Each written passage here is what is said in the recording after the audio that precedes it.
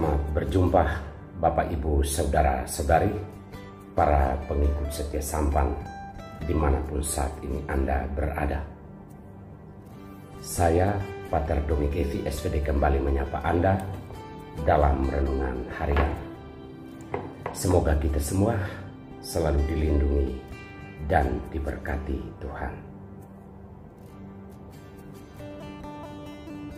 Jiwa orang benar ada di tangan Allah. Saudara-saudari terkasih, keselamatan seorang manusia tidak bisa diukur dari peristiwa apa yang ia alami saat ini. Karena semua orang bisa mengalami hal baik. Semua orang bisa mengalami hal yang membahagiakan. Juga semua orang bisa merasakan sakit, entah itu orang berdosa maupun orang suci. Maka untuk menilai keselamatan seseorang berdasarkan apa yang ia alami saat ini bukanlah hal yang tepat. Saudara-saudari terkasih, walaupun kita semua bergumul dengan kebahagiaan dan sukacita yang kita jumpai dan alami di dunia ini, kita juga mungkin bergumul dengan berbagai macam kesulitan hidup. Tetapi yang terpenting bagi kita bahwa hanya orang benar saja, hanya jiwa orang benar saja yang berada di tangan Allah. Hal ini ditegaskan oleh kitab kebijaksanaan pada hari ini, bahwa semua kita layak mendapatkan keselamatan, karena semua manusia diciptakan menurut gambaran Allah. Oleh karena itu, jiwa kita itu mengalami kebakaan. Tetapi oleh karena dosa memasuki dunia untuk menghancurkan manusia, maka bisa jadi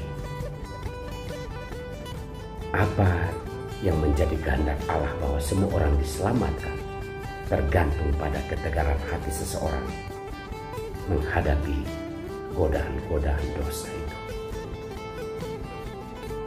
Menurut kitab kebijaksanaan, hanya orang yang melakukan kebenaran, jiwanya tetap berada di tangan Allah, dan walaupun ia mengalami siksaan sebentar, tetapi Allah akan membuat dirinya bercahaya di akhirat ketika kehidupan di dunia ini berakhir.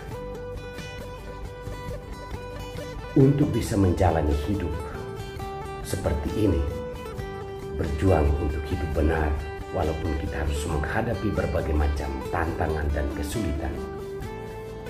Prinsip seorang hamba sebagaimana yang digambarkan Yesus patut menjadi contoh bagi kita bagaimana kita menjalani hidup ini.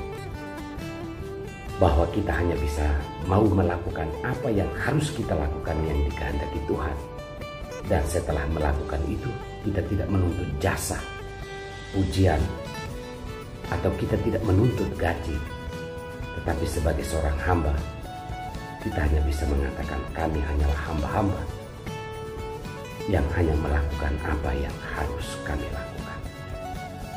Tuhan memanggil kita untuk melakukan kebenaran, hal-hal yang baik, adil, jujur, untuk kebahagiaan semua orang.